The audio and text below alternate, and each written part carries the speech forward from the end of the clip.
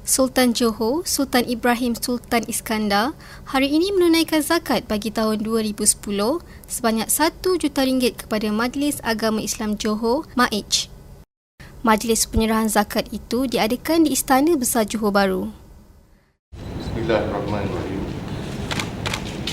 Saya serahkan cek nilai RM1 juta sebagai menaikkan zakat yang wajib ke atas harta saya kerana Allah Ta'ala. Majlis itu disusuli dengan doa oleh Mufti Johor, Datuk Muhammad Tahrir Samsudin. Bighairi minati makhlukin bimahdi fadlika wa karamika bighairi hisab.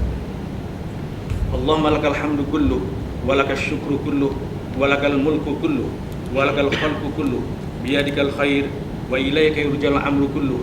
Allahumma ma'amta alaina fazidhu wa ma zidta fabarikhu wa ma barakta falakal hamdu alaihi wa ala kulli. Zakat berkenaan diterima oleh Pengerusi Jawatan Kuasa Agama Negeri Johor merangkap Pengerusi MAIJ, Datuk Zainal Abidin Osman. Pada majlis yang sama, turut berlangsung penyerahan cek zakat oleh Pengarah Urusan Kumpulan dan Ketua Pegawai Eksekutif Lembaga Tabung Haji, Datuk Paduka Ismi Ismail, bernilai kira-kira RM3.2 juta untuk diagihkan kepada asnaf-asnaf yang layak di seluruh negeri Johor.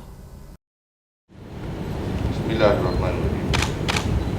Saya bini Perak Majlis Agama Islam Negeri Johor menerima zakat perniagaan Lembaga Tabung Haji Negeri Johor sebanyak RM3,443,361 dan sen 22 sahaja bagi tahun 2010 Masehi untuk Majlis Agama Islam Negeri Johor mengagihkannya kepada asnaf-asnaf yang lapan.